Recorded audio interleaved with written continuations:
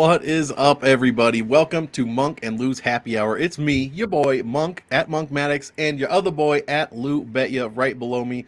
We are here to break down all 14 fights from UFC Vegas 56. Is that right?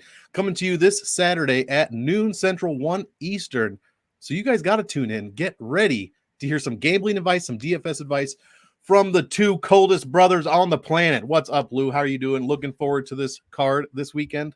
Yeah, it's always harder to start drinking at 1 p.m., but True. I've had it worse. We can So find a reason. I think I'll manage. Yeah, this is it's a weird card, man.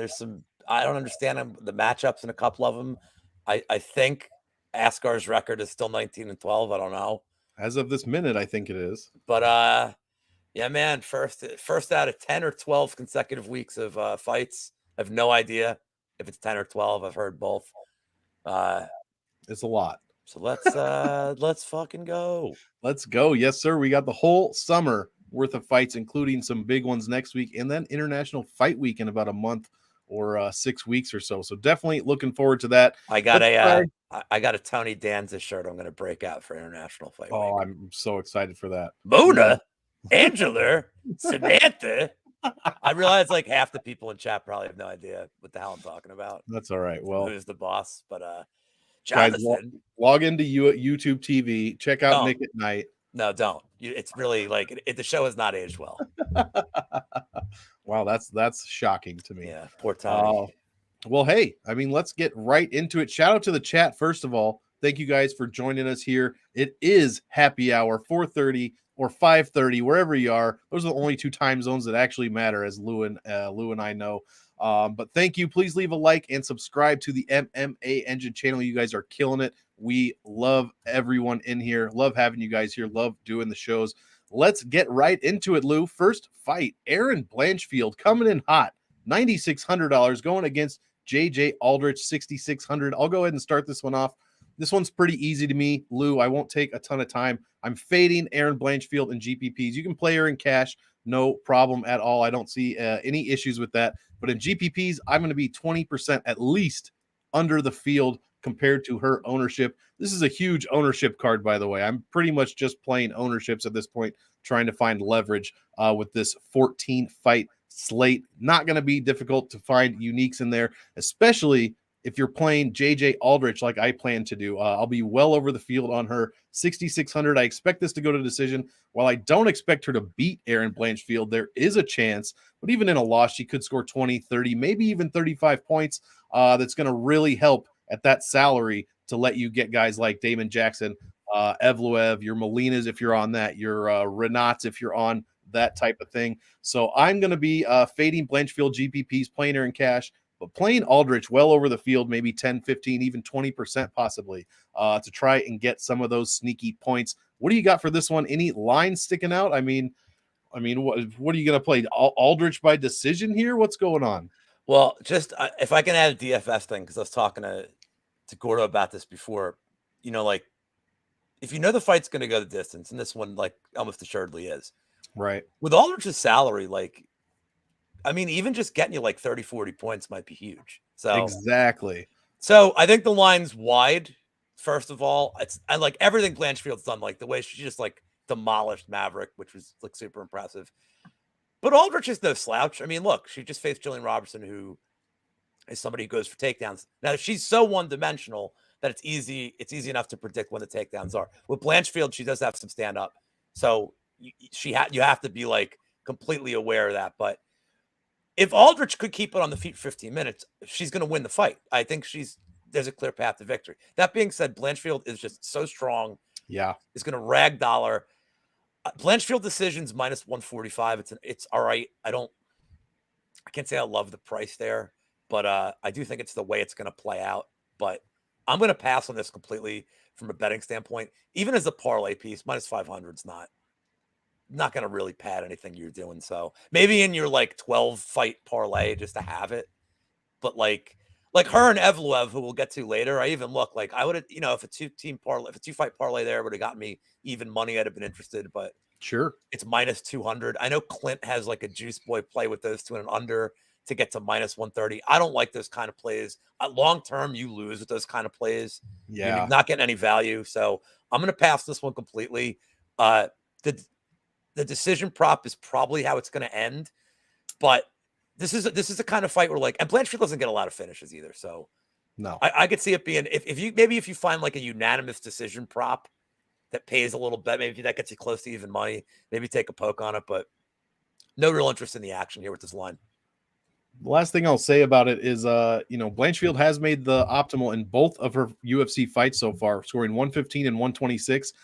She was 7,800 and 9,400 in those fights. I just think 9,600 is too expensive, unless you think she's going to score like 130, 140. If any of these dogs start to win with triple digits, or if somebody puts up 120, Blanchfield's right off that optimal. So I'm playing the odds here, and that's why I'm saying fade Blanchfield and GPPs. Next fight, Andreas Michailidis going against Rinat Fakhretdinov.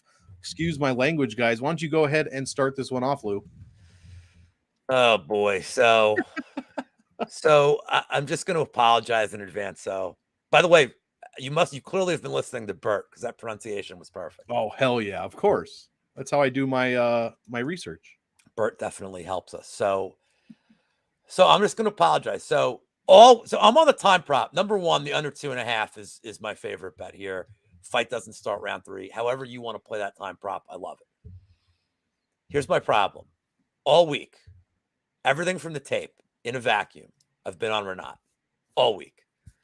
And now today comes. And now I'm thinking. And I haven't had a lot of divine inspiration on this fight. And now today comes and I'm thinking. And I'm like, all right. So Michailidis looked great in round 1.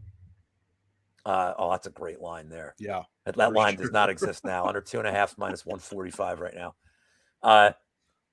Michailidis looked good against Pereira for a round. His fight IQ was right. He got caught 5 seconds in the second round or whatever. The 18 seconds is when the official time, but I think he got caught like legitimately immediately. But he had a clear path, and he was executing a game plan. He looked good against Buhler. He's looked. I almost don't know how to completely evaluate him. Like the Bukauskas fight, like how do you even judge that one? He fell out of the cage. So I don't know. I don't know what you do. He's shown and he's a finisher. So the problem I have with Rinat right now is 1.5 years since he fought, and his last fight was a minute against Spicely, knocked him out in a minute. So I'm was on Rinat all week, and now I don't think. Now I'm like, let's put it this way: Rinat in the distance is -110. Michailidis just to win is +220 from a guy with more UFC experience. He's fought twice since Renat's fought, which is important. Like 1-1 on those fights, and his losses to Pereira, who is they're making him the next big thing. So they didn't bring him in to they're going to hotshot him to the title. So Michailidis was just fed to him, and he more than held his own against a guy who's a world-class striker. So I'm going to take. Fuck me. I'm going to take the dog shot. I have not bet the only thing I've bet is the under in a couple of plays that I did. But I think I'm going to take the dog shot here with Michailidis. I can't say I love it, but the time prop I'm confident in. Yeah. Agreed. Because I think Michailidis round 1 is not a crazy thing. It's a guy with experience who has always had good round 1s. Looking at his career, he's always had good round 1s against a guy who hasn't fought in so long.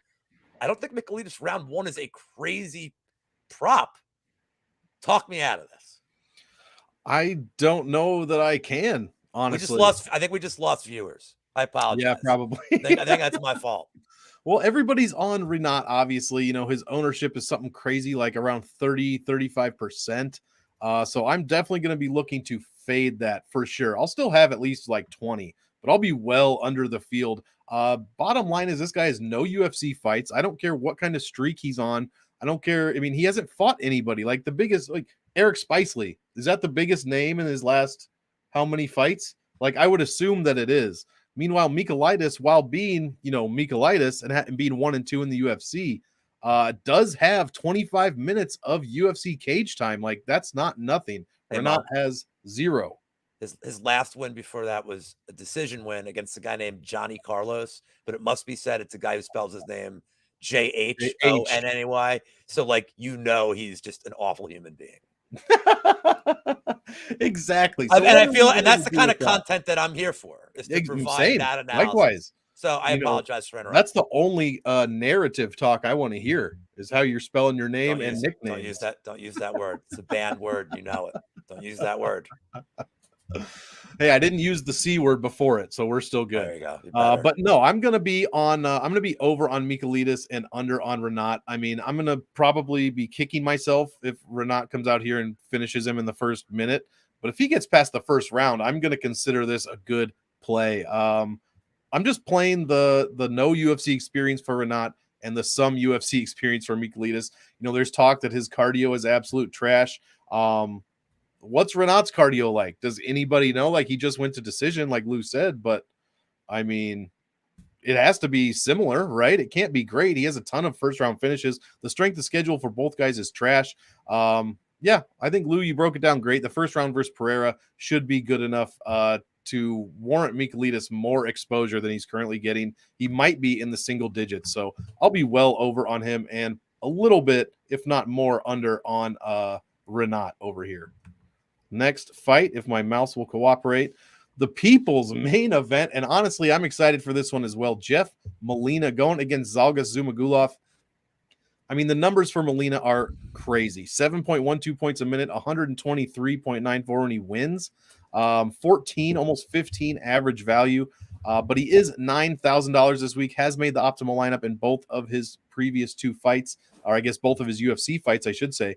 But he's going up against Zhalgas Zhumagulov. I mean, Zhalgas, in my opinion, has got to be better than Daniel Da Silva and Arichi Lang. I just think he's the toughest guy that Molina has fought up to this point in the UFC. And he is going to bring a bit of a challenge, in my opinion. I'm going to be under on the Jeff Molina side. He's currently at like 30-some%, extremely high. Zhalgas is a bit higher than I thought. I think around 20. But I might go a little bit above that. Again, I'm playing the ownerships this week. I think Zhalgas is going to be under-owned, and I think too many people are going to be on Molina. Plus, I love some of these higher $9,000 guys this week. Absolutely love them. So it's going to be hard for me to get off of some of those guys and drop down and get Molina. So I will be, a bit under his ownership probably, and a bit over as far as Zhalgas Zhumagulov. I don't really want to play either of these guys in cash because I don't know who's going to win, honestly. I think everybody thinks Molina's boxing is fantastic, which it may be, but I want to see more. I want to see this test against Zhalgas. So I'll be fading him a little bit. What do you think for this one? Any angles jumping out to you? Yeah. I have Zhalgas by decision plus 300 is my favorite bet for this fight. And that would be great. So Zhalgas, the body of work is better. I know the UFC career hasn't started off great for Zhalgas, but tough guys. He's had a tough go. The guys he beat before he even got here are better than anybody Molina's faced. Now, right. I know the internet's going to hate me for betting against Molina. Like I know you're not allowed to, especially on MMA Twitter. But you go back, you look at Molina's two fights. There's a couple things that I want to bring up. One is I think we're getting to the point now where if one of your stats is you train with James Krause, it's baked into the line. I feel like I'm very sorry, George. I'm sorry that I'm sober. I know it's a happy hour, but give me some time. You look at so Molina's fighting out of glory, and it's like, all right, now it's just like we're instantly assume that oh, well, he's gonna have the better fight game plan, and he's gonna enough. There's good guys out of that camp, and there's bad guys out of that camp, and it's not to say Molina's a bad guy out of the camp. He's young, he's growing. You look at his two fights, okay? Arichi Lang, by the way, thank you for saying that.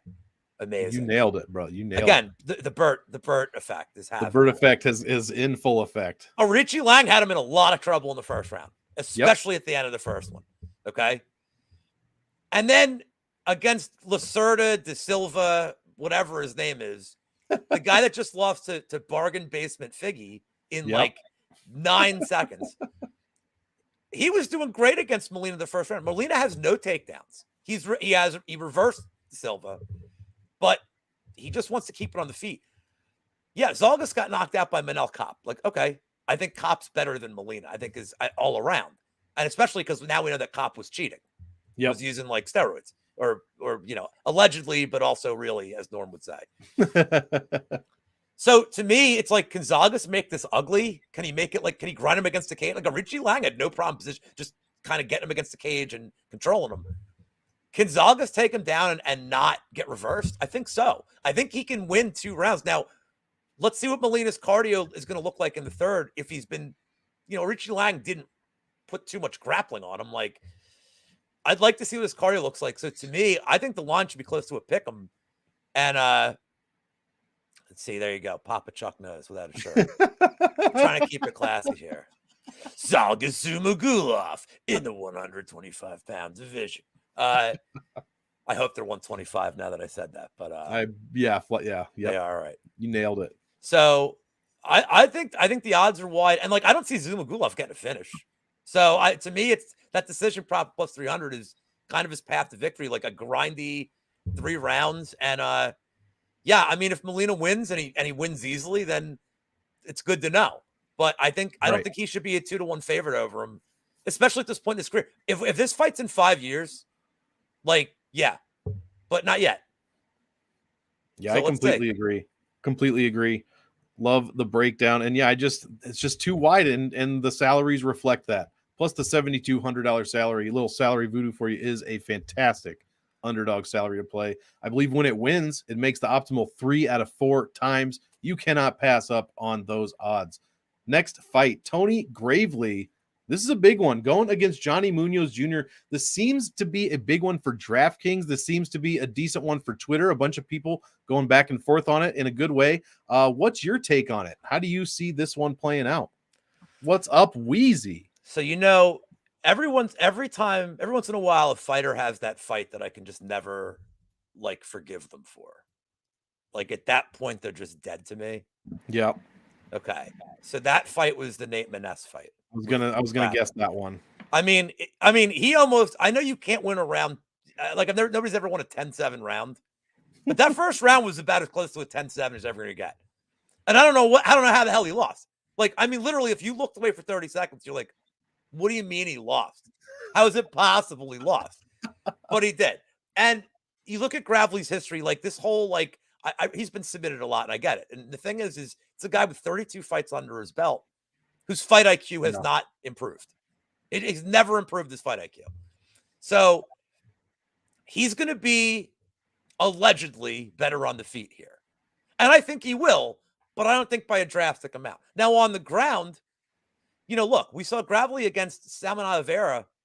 Oliveira, who I don't think is UFC caliber, was getting him in trouble. Like, he had him in a couple of, like, he's going for, like, those last-ditch guillotines off his back. Yep. But Gravely was giving up his neck and just getting out of him. Like, the thing is I don't think he can get away with that in most fights, and I don't think he can get away with it here. So I don't think Gravely can knock him out. Munoz has never been finished in 12 fights. I mean, obviously this is a step up for him too, but I don't think Gravely's got the kind of power that can knock Munoz out. It really comes down to, can Gravely win a decision? Which, by the way, if you like the Gravely side, his decision prop is really nice. But I'm going to go with the Munoz Jr. sub. I'm going to play the sub plus 220. I know for DraftKings, which is, I know it's your department, this is probably a weird fight for you because, like, Munoz is probably, he's finish dependent, whereas Gravely, I know, can score well in a decision. But Munoz Jr., I think, gets the sub. I actually have the second round sub as a prop I like too. I believe it was 7-1. Yeah, I think nice. if you give a fighter 15 minutes that has bad fight IQ to make mistakes in the wheelhouse of another guy, it's going to happen. We've seen it time and time again. Yeah, and I don't know when. I mean, if you like the round 3 prop from Munoz Jr., hey man, love it.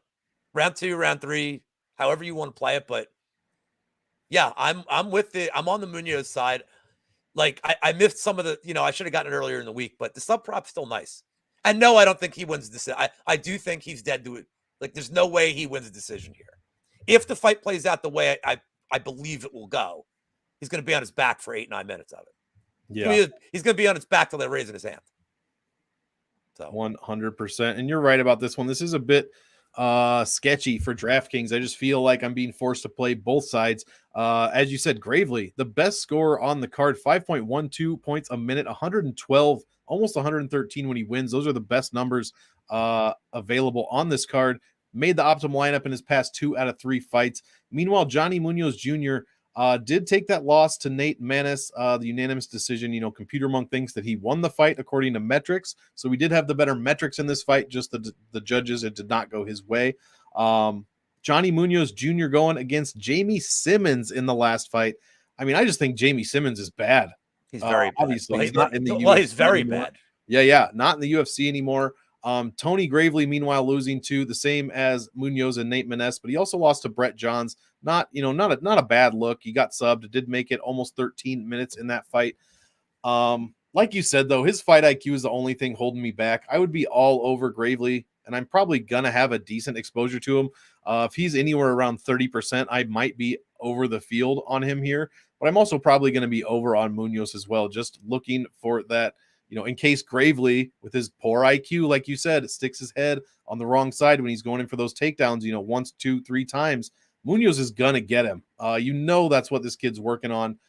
Gravely's shown it time and time again in every single fight. So you have to play both sides. But the good thing about that is Gravely's 8,400, Johnny Munoz Jr. 7,800. Not a problem to get to either of them. You can mix match them a little bit with whoever you want and still get to the guys at the top of the heap. So I don't mind either side. Again, this is not one I'd play for cash. I would avoid this one for cash entirely. Is it must roster for GPP? Say again? Is it with the salaries they have? Is this must roster for GPP? Absolutely. You have to. And I generally don't. I mean, I say occasionally play both sides, but this one you really do have to play both sides. I mean, even if you feel strongly one way or the other, I mean, who knows? Gravely did land 11 takedowns in that fight. Even if he got in that Oliveira fight, if he got caught in a guillotine on that 11th takedown, I mean, his losing score would have still been 60, 70 points, which for 8,400 this week could be decent. So I'm going to be looking for a ton of takedowns, but I'm also going to keep an eye out for that Munoz grabbing onto his neck. That is a definite possibility. Next fight, our favorite guy, Benoit Saint-Denis, going against Nicholas Stoltz. Man, this is another one I feel forced into in DraftKings because, God, I don't even know. 85 and 77, those are some great salaries. Benoit Saint-Denis got his face smashed in by Lesky Dos Santos, as Papa Chuck mentioned already in the chat earlier. That was the one where the ref was blind. I believe it was like Ray Charles in there. No, he wasn't. No, yeah, no, he wasn't blind. That's true. He did know where the ticket window was after. He knew where the car was waiting for him the second that fight was over. He just played the scene from Bruce Willis from Pulp Fiction, the Bruce Willis on the payphone scene in your head, because that's about what happened there. But Saint Denis, I just don't think Stoltz is any good. 1.4 points a minute, allowing 4.5 per minute back at him. He's given up an average of 96 in his 2 losses. So Saint-Denis could come out here and, possibly get a finish. Could score well in a decision. I don't know. The point is both these guys, neither one of them score great, and both of them give up a ton of points, over 4, almost 4.5 per minute. So I feel like you have to roster a little bit of this fight. The good thing is you could probably be a bit over exposed to each of them, still not be crazy like out of the park with your with your cap. You could get 20-25% of Saint-Denis and possibly still be possibly still be over the ownership. Play that edge a little bit, especially at that $8,500 salary. It is one of the best salaries in that range to play as far as making optimal. Nicholas Stoltz, I mean, not a great fighter. If the loser of this is probably out of the UFC. So I'm expecting him to lose, but you have to play the fact that he is fighting Saint-Denis. Took tons of damage in that last fight. He could just be a sucker for damage. So you have to play a bit of Stoltz, but keep it even at 15-20%, you'll probably be over the field. I think last I checked, he was in the single digits. So it wouldn't even be out of the question to go 12-15% on him just to cover your bases a little bit. Plus you'll get everyone's favorite word this past month, unique lineups. So yeah, that's how I see this one. What do you think about this as far as betting lines? Well, first of all, I think we're getting 2 great nicknames for a fight that's a turd, and I never liked that. 100%. I agree. These are great names. Like Stoltz's nickname could be like the first dude Batman beats up in an Arkham game with that name. All right. I mean, I'm trying to think of what Green Mask could even be. It's it's like Riddler's henchman or some shit. So I have no bet on this fight, and I won't bet it. And I to me, it's a total pass. Stolze is, lost on Gooden came in on short notice, and Stolze just ran right into his fist in like a minute. And that was one of those DraftKings times where I think Gooden, it was like Stolze was 7,400, and I think Gooden was 7K. It was like a free square fight. Yep. So you had to play, but if you were on the wrong end of that one, your lineup was done. Trash. And to me, so you're telling me that and then Stolze is so good that Benoit Saint-Denis, who much like Chris Matinho in the fight against O'Malley, all he did was get beaten up. And he's never been knocked out. But let's call that a knockout. Keith Peterson would have stopped that fight. So let's say that he got knocked out in his last fight, because that's what happened. Yep.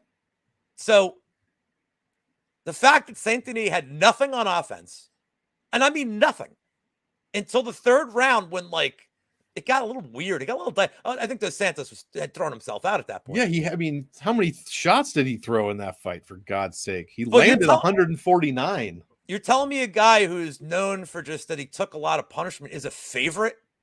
That's weird. So I don't like this fight at all from a bet. I can't. I will never put money on Stolze. You can't. No. So it's Saint-Denis or pass. But even that makes me kind of I mean, even his regional tape. I mean, the one thing I liked is, I like these guys a military background. Yeah. And I liked that in the third round, he was still coming forward. So I he seems like a guy that could fight for your money. So if you like a side here, it's Saint-Denis, I guess. But I'm not betting this at all. I don't want any part of this one. No. What do you time props at all? Nothing that you think you can't tell. No, I don't want to. I mean, all this, again, people are going to look at he's never been knocked out, but he should have been knocked out in the second round. So you don't know. What's curious to me is that the fight doesn't go. Is juice down? It's a little interesting. True. Let's keep it moving. I don't think there's a play here you can make. No, I agree. Thank you guys so much for joining us. We got 18, 17, almost 20 of you in here. Appreciate every single one of you. Be sure to like the video and keep up with the MMA engine. We have one more show coming tonight, because you did couch bet elevator last night. So we have Brady coming up in just a few hours. So be sure to stick around. Meanwhile, Ode Osborne going against Zaruk Adashev. I know you had an early lean on this and possibly gave away a huge line on our group chat the other day. But how do you feel today about Osborne and Adashev? Yeah, I don't know what the F I was thinking here. So I think I was looking at this Osborne fight against Vergara, and I'm like, man, Osborne looked so bad in the third round. And one thing that you have to learn over time, and I know better when I do these break fights down, is so he's going to look bad in the third round against Adashev, and I like that KO. Well, who's to say this fight's even getting anywhere near it? And the thing is Osborne is, I still don't really know how to evaluate him. He's an incredible athlete. It's just incredible athlete. He's going to have every physical advantage here: height, reach, everything, experience, every advantage over. There we go. He's going to have every advantage over Adashev here. Experience, all of it. And he has a huge wrestling advantage. Will he use it? Because he should. Because if he uses it, so I'm playing Osborne. I know it's another big MMA Twitter ones on Osborne, but I'll take it a step further. I like Osborne in the distance, and I like him round one. Osborne round one. I mean, he's another guy we're talking about Michaelitis before. Osborne looked pretty good against Manel Kopp. I mean, he got he was winning the fight. Kopp landed one shot, and that was it. Now, and because Kopp can hit a ton of bricks, but Osborne looked really good in that fight. Vergara put a physical, the way that fight was with the grappling, the way Vergara was able to wriggle out. Yep. Made it taxing for Osborne. Adashev doesn't have that style. This is going to stay standing if it's Adashev, if it's up to Adashev. And I don't think Osborne's going to fatigue if it's I think even in the third round, if it does get that far. But I like Osborne in the distance. I like him round one. You want to play a money line in a parlay, that's fine too. I know some people that are on fight doesn't go the distance, but I'm just not that impressed. The more I looked at Adashev this morning, I'm like, man, I'm just not. And 4-3 is weird. Like, it's weird they're so high on him.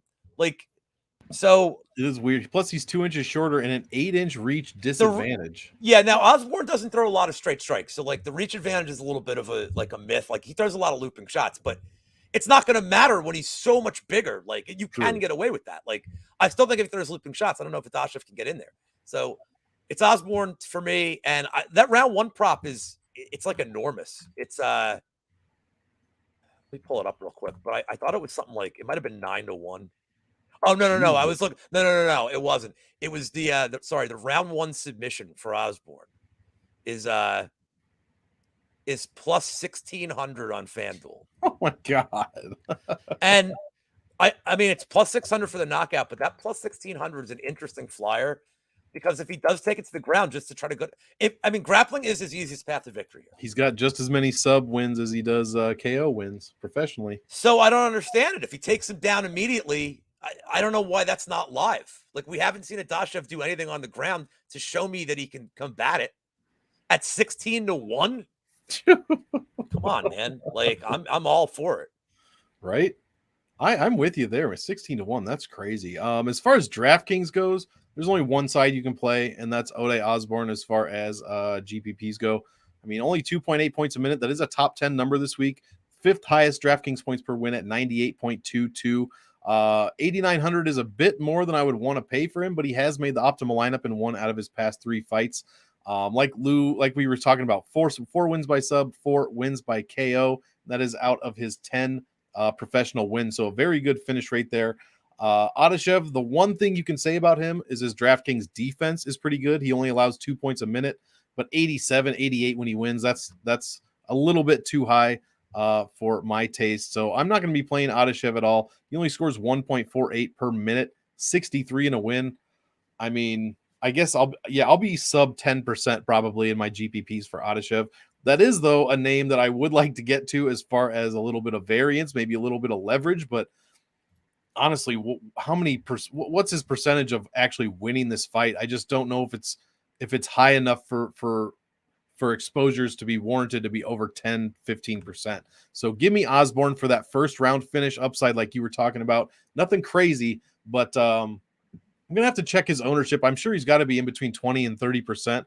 I'll probably fall right around there. Like I said, 8,900 is a bit too much. We're talking about round 1 finish upside here for 8,900. I was hoping, we'll get to Alonzo Menafield. He'll be in a few fights. He's $200 cheaper than Ode Osborne, much higher upside in my opinion. So that's how I'll play that. Next one, this one's going to be easy for me. Damon Jackson, Daniel Argueta. Argueta, no UFC fights. He cut his hair. He cut his hair. That's the first thing you should have said. Cut his hair. The first thing you should have said. I know. I mean, that is just unexplainable to me. But Damon Jackson, 25 UFC fights, so much more experienced guy, has 7 UFC fights so far under his belt, and he's my favorite salary, $9,500. Made the optimal lineup twice in his past 2 fights, 3.3 points a minute. I mean, the numbers go on and on. He's a takedown specialist, submission specialist. If you play DraftKings, that's where you get all your points is takedowns, control times, if you're not knocking people down, I should say. So I'm playing the big fade on Argueta with the no UFC experience.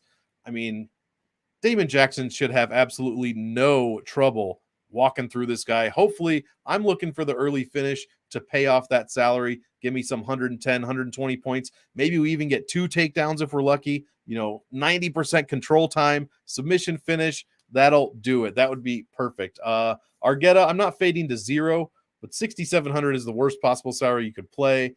I don't see a lot of upside here. He has finished 6 of his 8 pro wins, but he's only got 8 pro wins, guys. Damon Jackson has spent over an hour in the UFC cage. So give me big on Jackson. He'll probably be my biggest play of the week at my very favorite salary of 9,500, and he knows how to score. How do you see this one? Any betting lines sticking out for you? Yeah, I mean, Jackson subs minus 115 on BetMGM, and that's just the only way I see this going. But I can't even do a round prop here because, like, I looked at Jackson's round props for a sub. I know Couch Warrior was trying to spin something like, well, 2 wrestlers, you can see a knockout. Like, yeah, okay. Have fun betting that. I'm not betting that. No. But even if you look at Jackson, up as hell. But like you look at Jackson's submission props, like round 1 plus 175, round 2 plus 350, round 3 800. So like, I like the sub at minus 115. It's not unreasonable, and like even if decision prop is plus 200, where I'm like, yeah, could it be weird? Because look, I brought this up before, but like the situation a couple weeks ago where he had Preston Parsons and Evan Elder, and Parsons just kept wrapping him up. I mean, his face was turned purple. And Elder was undefeated at the time on the regionals and just toughed it out. Like, we didn't know. Because we'd only see it. So here's the thing. Argetta, this is the same exact situation. Now, Damon Jackson is I'd say a few steps levels above. He's a few levels above Preston Parsons also. Like, I don't think he's getting out of this. So I like and also like Argetta's taking this short notice too. So like there's a lot going against him. Just the Jackson sub at minus 115. I'm probably going to play the round 2 sub at plus 350, but small because there's no. It's horrible value. Yeah. For like I'm playing it because I just believe that's exactly when it's going to end.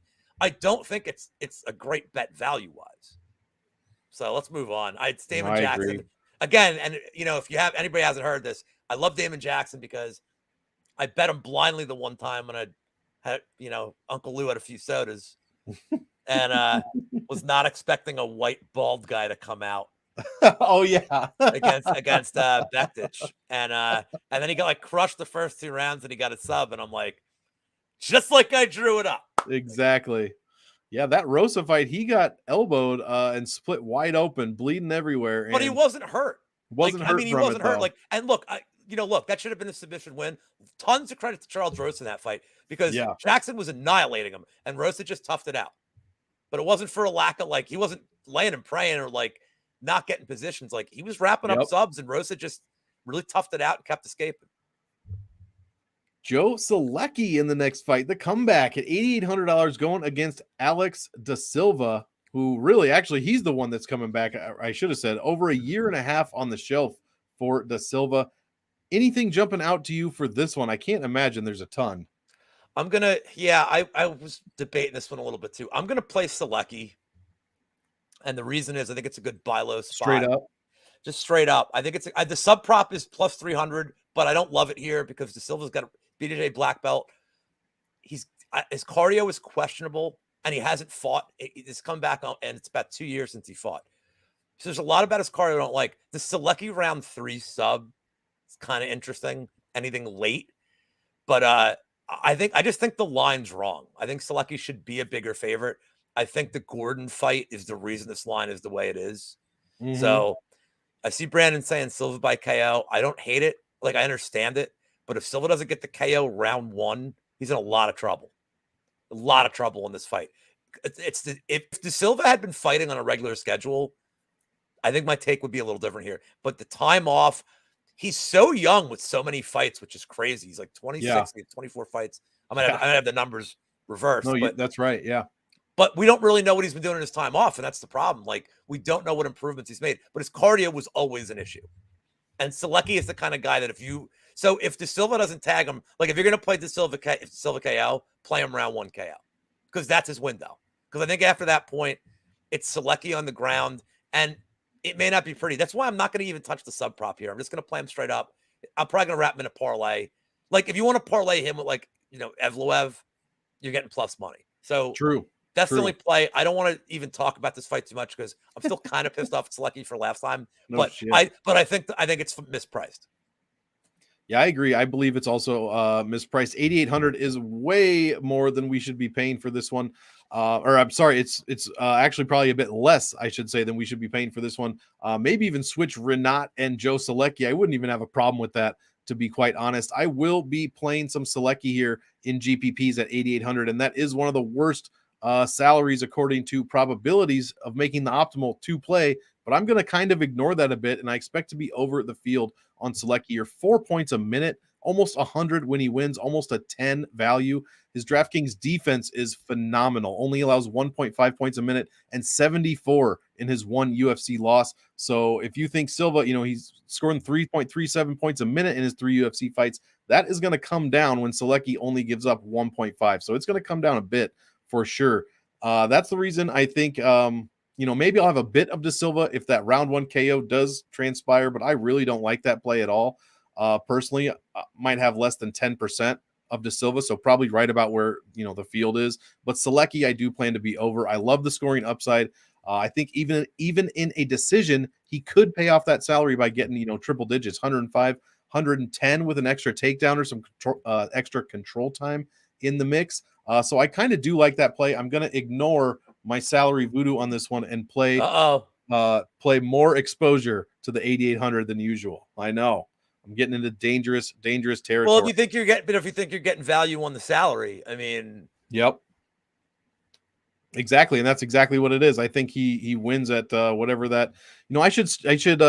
I guess we could just map them to the lines, but right now Damon Jackson and Aaron Blanchfield have switched. Damon Jackson should be 9,600, and Blanchfield should be 9,500. So I mean, hey, sometimes you get to beat that line, and it really helps us out a little bit. Next fight, hopefully we won't spend a ton of time talking about this one either. Felice Herrig going against Karolina Kowalkiewicz. You got anything on this one? Uh-oh. Yes, I hear the crinkle. There they are, baby. Everybody knows it. Boom, boom, boom. Yam bag special. So awesome. Great name, by the way. For many reasons. For many name. reasons, yeah. I like to bet a point deduction once a night. And to me, the criteria is a couple of things. One, do I think the fight will go the distance? Like, do I think I'll have ample time to get a point deduction? Two, does the fight make any sense that it was booked? and this fight fits both of these criteria. Sure does. In that I have no idea why it's on. I'm not like, I understand why it's on the main card. Like, I get it, you know, it's for the fellas. I get it. But like, why? But why is this even on like any card? So I have no analysis as to who's going to win. If somebody out there can handicap this fight, like, congratulations. Right. If you just want to have a bet that's not that, bet the fight to end in split decision. It's just one of those fights. Like, is anybody going to do anything in this fight? Like, I have no lean either way. Bet the point deduction. Get a couple of beers. Like, just no. Next. 100%. I'm with you that's there on quality analysis. Right? It is. It really is. I'm with you there on DraftKings as well. Like, I guess if you want to play one of these in cash, go ahead.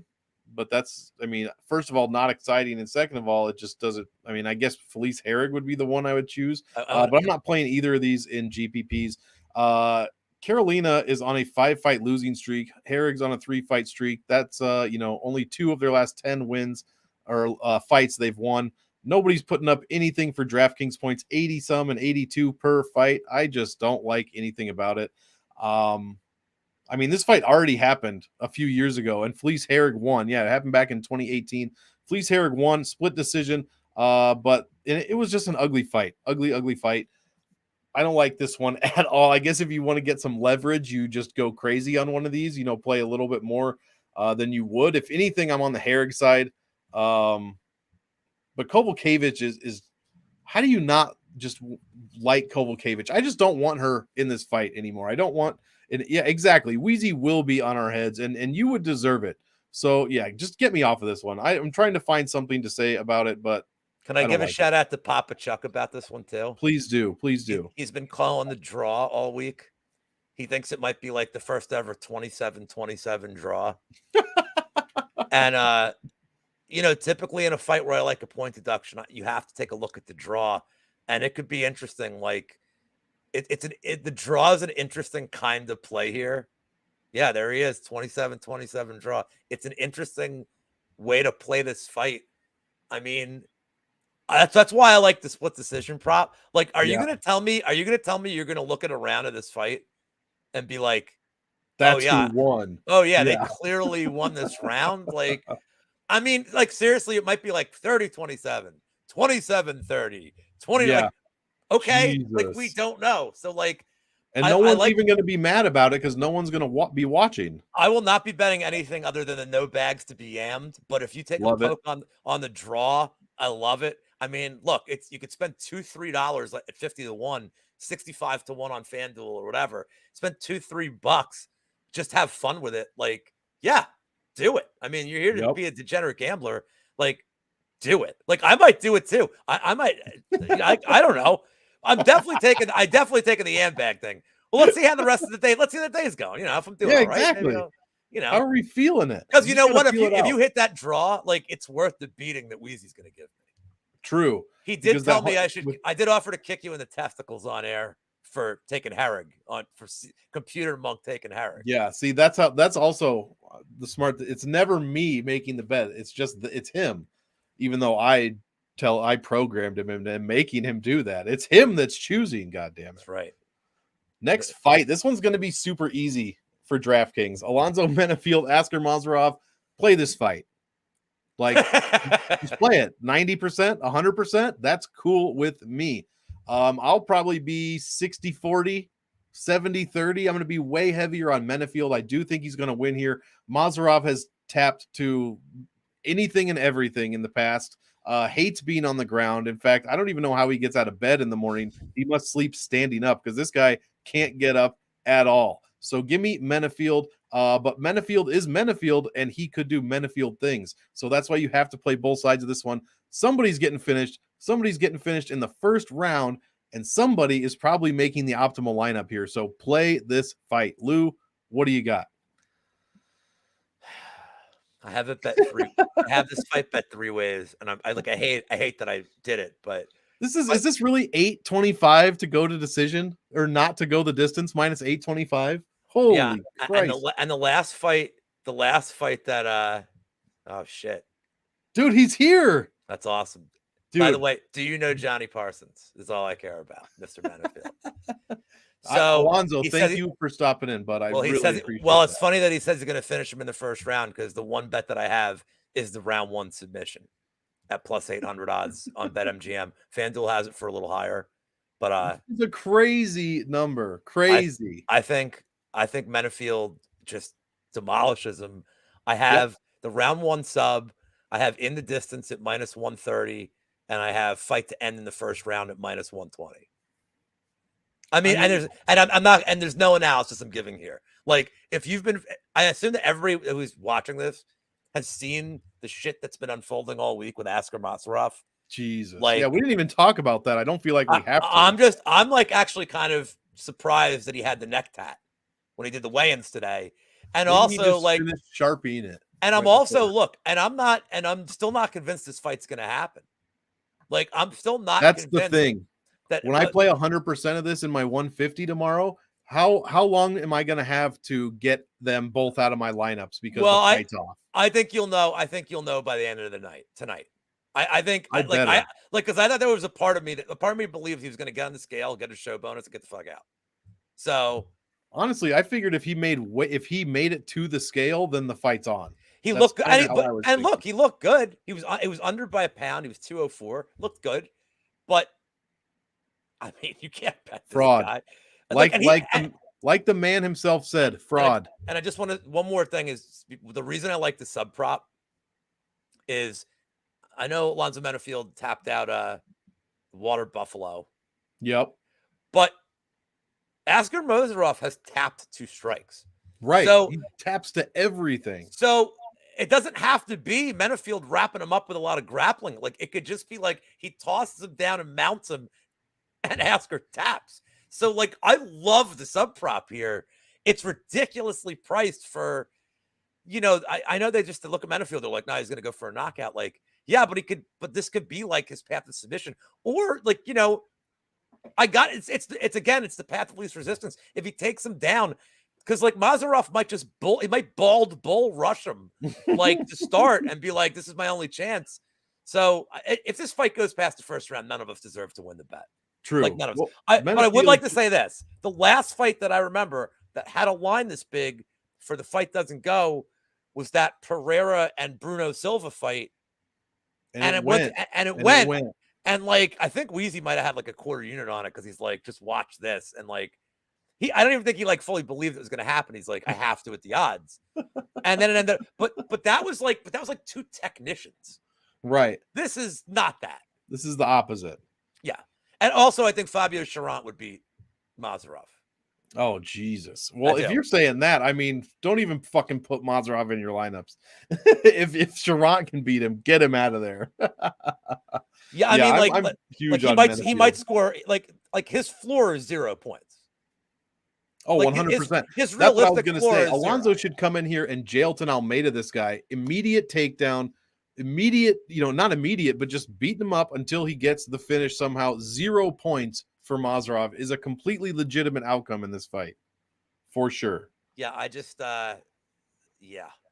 So understand if you're playing Mazarov, you're probably throwing those lineups away. And George, just so you know, this is less about Alonzo being like a quick starter like at the gate, and it's more about like Masarov's just fight history and how he just doesn't really want to be there.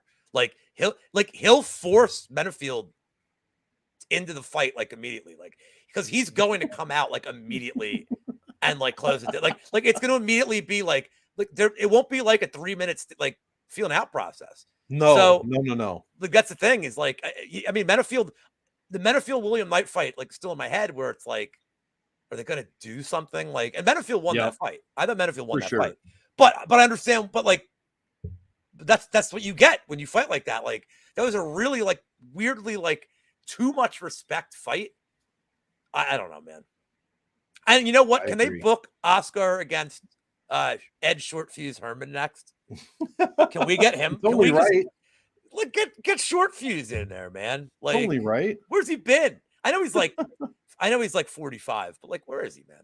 I think he was really upset about losing to Menifeld, and so that's or he can fight Alvey next. There you go. How have they not fought before? Could Alvey beat him? Could he? Probably. Chat. Can Sam Alvey beat Ed Shortfuse Herman? Let us know. No. Can Alvey beat Oscar? Oh, Alvey beat Oscar. Oh, yes. Yeah. Yes. I don't want. I like Alvey and Shortfuse. Like I don't want those guys fighting. I don't want to see that fight. Like for a lot of reasons, I don't want to. Like especially now, but like either one of them against Oscar. I'm kind of curious. Like that'd be pretty awesome. And Mr. Menifeld, thanks another fight. Thanks for stopping by, Mr. Menifeld. I mean, how's Dana going to give this guy another fight? I don't know. Maybe he signed a contract. Who knows? Poliana Botelho going against Karina Silva. Let's see. I think it's your turn to start this one off. What do you think? Because I know Computer Monk loves the Botelho side here. Well, I always got to give a shout out to the Thursday show on the network, Probability. I know Weezy has been talking about this all week, and the more I looked at it, the more I liked it. I love the fight doesn't go. It's plus odds. It's plus 120, plus 110, depending on your book. I mean, I think it's like something like 90% of their total decisions, their fights have not gone to the judges. Yeah. I don't know how good Karine Silva's cardio is. I think she's probably got like 6 to 8 minutes of cardio. I don't know that Botelho is that good, but it might not matter if Silva just empties the tank immediately. So I see some people on the Botelho round 3. Okay. I've seen people on Silva round 1. I don't hate that either. But to be honest, it's women's MMA. Ultimately, I cannot, especially, and it's a debutante, I ultimately cannot trust either one. So I'm going to play the fight doesn't go as the safe play. Botelho round 3 is something I may get to. I don't think I can play Silva round 1. I don't want to play round 1 on somebody making their debut. She does have more experience, but I'm just going to play the fight doesn't go. And then like, again, maybe a small poke on the Botelho round 3, but I can't say that I'm in love with either side more than the time prop. Yeah, I agree. I think I like this one to finish inside the distance as well, but that's not much of a stretch to say that. Yeah, I don't like how Silva is the more expensive fighter here. I'll be all over the Botelho side, even though they're so similar. I mean, 8,000, 8,200. They're basically virtually identical, as our old guy Mike used to say. But Poliana Botelho at 8,000. I mean, she scores 2.8 a minute, over 100 when she wins, and this is over 3 fights. Plus, this is women's flyweight fight. If you've heard me talk at all on Salary Voodoo lately, women's flyweight actually has the highest probability for one of them to make the optimal lineup out of any weight class. 56.36% of the time, a women's flyweight fighter is on is making the optimal lineup when they fight. So I like the Betya side here. I love the scoring upside that she's showing. The Karine Silva only 1.66 points a minute. If you look at her DWCS fight, 81 is what she would have scored in that win. I'm not really interested in those low numbers. I'll be on the Betya side. I'll probably be well over the field on her. Because like you said, I agree. I think this one finishes inside the distance. Give us a little bit more bonus points, and hopefully some control time, and a few takedowns would also be nice. Silva did average, let's see, what is that? 1.64 points against in takedowns and control in her DWCS fight. So the path is there if Betya wants it, and that is the side I will be on. Next one, co-main event, Michael Trizano going against Lucas Almeida. I guess I'll play Trizano in cash. And if I'm playing either one in GPPs, it'll be Almeida, but I'll be pretty low on him. I just think Trizano probably gets this done in a very unimpressive fashion, as is his usual go-to. 2.21 points a minute, 63 when he wins. I'm not interested in that at all. When he does lose, it should be noted he gives up a ton of points, 103, almost 104 on average. So that's why I'm liking Almeida for GPP, Trizano in cash. I don't have a ton else to say about this one, to be completely honest. Trizano's strength of schedule is very good over his past 5. But, I mean, he's beaten guys like who? Luis Pena, Joe Giannetti, stuff like that. So give me Almeida for GPPs. I see really no upside at playing Trizano at 9,100. I mean, save yourself money and play Molina, play Menefield instead, play anybody else but Trizano. I mean, if he does go off and score 100 and some points and make the optimal, then I'll consider this an anomaly and I'll learn from it. But until that happens, I'm out on Trizano. What do you got for this one? I mean, Trizano is not in our chat right now. Menefield is. So clearly Menefield. That's true. That's true. I don't have much in this either. But I'll tell you the way I would bet it is everybody's expecting Almeida to come out hot, and that he's going to have an explosive first round. That's his win condition. I think Trizano's tough. I don't think Trizano's like this crazy good skilled guy, but he's okay. He's a little low volume for my liking, but I think if you buy into Almeida being explosive and fading, this is your live bet spot, because you'll get Trizano. You probably get Trizano at even money or better. Right now, Trizano the first. Yeah, Trizano decision is even money right now. I think you just wait. And if Trizano has a good first round or he gets knocked out, that's fine. There's another way you could play this, but I don't recommend. That's Almeida scorecards, no action. Okay. Which I understand, because I don't see him winning a decision. But to be honest, I see 5 minutes from Almeida. I see Trizano withstanding it and then just taking over and winning a decision. So if you like the decision prop, I mean, Trizano doesn't get finishes. So it's plus 100, but I actually think you'll get better odds after round 1. I think you get Trizano at I agree. I think get Trizano at you might get him at plus 150. I mean, it depends on how the round goes. But look, and if Trizano has a decent round or Almeida doesn't look great toward the end of it and you just miss the bet completely, that's fine. I mean, this isn't there's not really a great fight either side. This isn't like a highest level fight, but let's see what Almeida does round 1. Honestly, that's the best way to attack it for me. But if you took scorecards, no action, I get it, because you're just gonna get your money back. Yeah, I like it. I like that angle because, like you said, if you miss it, then oh well. There's worse things than putting your money on Trizano and Almeida. So, co-main event. This is a good one for DraftKings. Dan Ige, Movsar Evloev. Why don't you go ahead and start this one off? I mean, it's pretty clear. Ige is going to get to that point, and I think it's not going to be in this fight, but Ige is going to get to that point where all the damage he's taken is adding up, and it's no longer like Ige's so tough. Once the chin goes, I think Ige's kind of on his way there. And that's not going to be a big deal here because Evloev has no interest in throwing any strikes, none from standing up. But I think we saw in the Korean Zombie fight there is a very, very, very clear way to beat Ige. Mm-hmm. I think Evloev can just rag down for 15 minutes, win a decision. But his decision line's minus 200. Yeah. I mean, like I said, I think Evloev's a very good parlay piece on the card. But you may as well just do Evloev decision as the parlay piece at minus 200. That's honestly. True. Yeah. I have him tied with the under 2.5 in the Menefield fight as a play. Okay. Just to get it a little above plus money. But Evloev has no finish in the UFC, and it's oh look, he was in a press conference talking about how he doesn't want to be that guy and he wants to get finishes. This is not Ige is not the guy you want to fight if you want to start turning around and be like, no, now I'm going to finish this. I just want to shout out that I know that like Eric Betts fights pointed at the round 3 KO for Ige is like, it's some absurd like 39-1 shot, which I don't hate is like a hedge against what I think's going to happen. I think at 39-1, and Ige may need a Hail Mary at that point. I think if it gets to the 3rd round, He's Ige got to almost be assuredly exhausted needs. by then. But yeah, I know, but he may need the Hail Mary to win. So like, I can understand it. But for me, this is Evloev easy, and I actually think the line is not wide enough here. I think. Oh shit! I think. Let me rephrase that. I think the line makes sense. I think once this fight's over, Evloev's going to look like a -1,000 favorite. Agreed. No lube in the shorts. No lube. Yep, is absolutely right. Mushroom in the shorts. Can I say that on the? I can say that on YouTube, right? Oh yeah. In the shorts. As long as you put a hashtag YouTube Shorts. Dan Ige, I don't know how I'm going to get to playing this guy at all. I'm going to be heavily on Movsar. I'm going to be well over the field on him.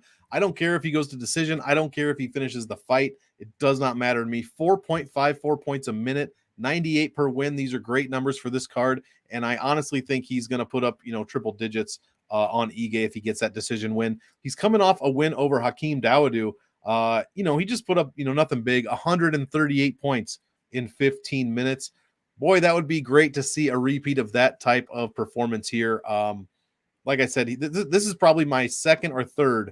I mean, you lump him right in there with Jackson and Menafield this week as far as my favorite plays for DraftKings. Evloev, I'm going to have him in a ton of lineups. He's made the optimal in both of his last 2 fights. Average value of 10.78. I mean, he's got great DraftKings defense as well, allowing only 2.17 points a minute. His floor is one of the highest on the card. His ceiling is 5th highest. I could keep going and going, but these guys who are highly priced, make optimal lineups in the past, and have tremendous grappling upside are almost always must plays when it comes to DraftKings. Plus, we're going against a striker heavy guy in Ige, who, like Lou said, the blueprint has been shown on how to beat him recently, and that's just by ragdolling him. That's what Movsar is going to do here. There's no question. Give me Movsar in a ton of lineups. I don't care if his exposure is 60, I'll be at 80. So give me, 20% over the field, no matter what the field says on this one. Is he going to be the 2nd highest owned guy, you think? He'll be my 2nd highest owned guy. I think Menafield will probably be higher. Number 1. Yeah, I think Menafield. If people, dude, you know who is actually really higher than I thought was Blanchfield. So many people are playing Blanchfield this week. Maybe they just want their lineup. They want to know if their lineup's going to win or lose after one fight. Yeah, which they'll be like, up on the interesting way to play on the captain mod. So if the captain mod, if people were smart, Evloev would be 2nd in my opinion. I have it Jackson, Evloev, and then probably Menafield, to be quite honest. So, main event, we are here as far as DraftKings goes. Not the most exciting thing. Alexander Volkov, Jairzinho, Rozenstruik, 8,600, 7,600. Volkov 2.83 points a minute. Only 85 when he wins, and this guy's had a ton of 5-round fights, so not a great average there. Rozenstruik is the definition of bang or bust. He scores 2 points a minute, which might as well be 0, but he averages 106.9 when he wins, so that tells you one thing. He needs that knockout to get the win. He's given up a ton of points when he loses, 102 on average. Personally, does this one even go the distance? I have no idea. I guess for GPPs, I will be playing the Rozenstruik side, but I won't be very heavy on it. Maybe a bit over the field. We have seen a ton of some videos this week of Rozenstruik grappling. So I know. I just wanted to see your face when I said that. So, there's no way he's gonna become a wrestler now in a few weeks of training camp. But I'll be on Rozenstruik for the possible early finish upside because that's what he does. But Volkov, I think, is probably going to win this by decision, and I just don't see him scoring well, so I'm not going to have a ton of Volkov here. Probably going to be on the lower end of my fights as far as exposure goes. Usually I'm pretty high on the main event, from week to week. This is not one I would look to stack. This is not one I would look to have a ton of exposure on. So that's just my take. I'm going to be a little bit lower than the field probably on both of these guys. Anything jump out to you before we finish this show up as far as betting lines go? This is tricky for me because Rozenstruik so low volume. Yeah. And Volkov, like you look at his last 3 fights. Okay, so Gane, no shame in losing to Gane. He went the distance with him. No shame there. He beats Tybura. He looks like crap. Yeah. And then Aspinall, he gets straight armbarred. Yeah, but like, but he didn't take any. But he didn't take any damage. Like Aspinall just blitzed him. Great game plan. I don't think Volkov expected to hit the ground in like 5 seconds. Caught him by surprise. Great game plan. Fight over. So I don't look into that one. And Aspinall seems to legit. Seems to be an elite. Agreed. Talent. Agreed. But Rozenstruik, you know, I feel like we've been talking about like how explosive he is and his power for so long. It's like, look at the guys he's beaten by knockout. He beat Overeem in a Hail Mary. Yep. He beat JDS. Like, come on, dude. You know, in the year 2020. And he beat Sakai. And I don't rate Augusta Sakai very highly either. No. So the question is this: has he beaten anybody anywhere near as good as Volkov? Even if Volkov's on the decline, has he beaten? No, he hasn't. So to me, it's Volkov. It's Volkov all day. It's Volkov by decision at plus 150.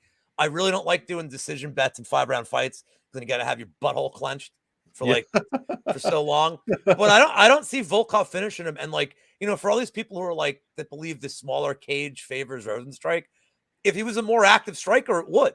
But he's not, and he's gonna have a tremendous reach disadvantage here. I mean, I think Volkov could pepper him 25 minutes of jabs.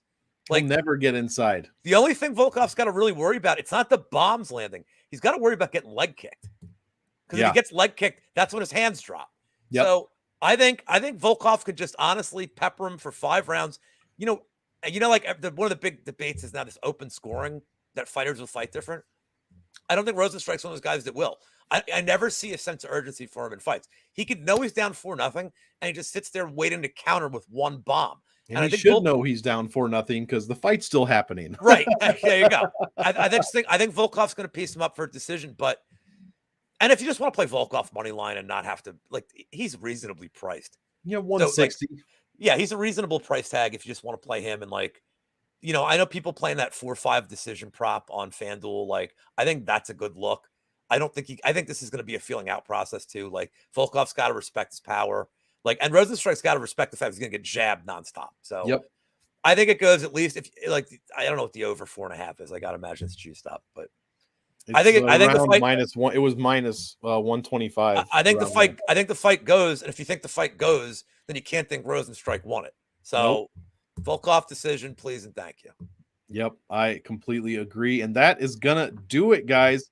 We broke down all 14. I thought we were gonna run long there, but of course, me of little faith, we turned it around. I mean, gave you some great breakdowns and still getting it done in under 75 minutes. So, Lou, where can the people find you before next week? Well, I think we got a big card next week, pay-per-view card. So where can the people find you leading up to that one? Trying to figure out who Menafield was. I thought wait, what do you mean? I thought maybe it was Weezy or Brady. That's not Alonzo Menafield, is what well, you're saying? I mean, I'm like, are they like pulling this on? Are they pulling the? They're pulling a Parsons. Are they pulling a Lou on like Lou? Well, I'm not. Parsons. Hey, man, I've been. Listen. In all fairness, I have been in the room at the same time as Johnny Parsons. So, you find me on Twitter, Lou Betya. I'm really optimistic that next week when you guys tune in, the presentation of this show will be drastically different. That we will be using the fight studio. I'm just crossing the T's, dotting the I's, getting the last kinks out, but it's close. And if it is the case where it's ready, I'm going to probably put out a little feeler video just so people know what to expect from it. But follow me on Twitter, and as always, I put all my picks out tomorrow morning. All the units, all the round robins, and all my stupid shit that goes with it. You got any off-season football, soccer plays you're playing? Is there anything going on? No, I'm just done with soccer until August. And then we got don't worry about that. You'll just ye of little faith. Just relax. It's coming. No, I mean, like, I don't really care about soccer. I guess we got the Belmont like in 2 weeks. I am on a 1 race winning streak in horse racing. Oh shit. There we go. My exacta box. That's all I got. Nice. Yeah, guys, you can find me at MonkMMATics on Twitter. Find me the MonkMMATics channel on YouTube. I have my game theory video out. On the MMA Engine channel, I have a salary voodoo video out where I picked 3, or I didn't pick them. You guys picked 3 fights for me to go over. Tons of fun, just under 15 minutes. Other than that, I feel like I'm forgetting something, but yeah, no, I think I'm just super excited for that fight studio coming next week. So yeah, guys, if there's anything else that you're looking forward to coming up for that pay-per-view, be sure to leave it in the comments. Maybe we can touch on it before next week. But until then, Lou, I'm going to get me some Mexican food, maybe even some pupusas if the guy is working there. Papoose to go. Oh man, so good. I can't get away from them. Every fight weekend, I'm going there for my pupusas. But yeah, so check us out, guys. Stick around the MMA Engine for Brady coming up in just a little bit. And as always, I want all of you to enjoy the fight. So enjoy, and we will see you next time. Have a good one, everybody. Keep your bag safe. Keep them safe.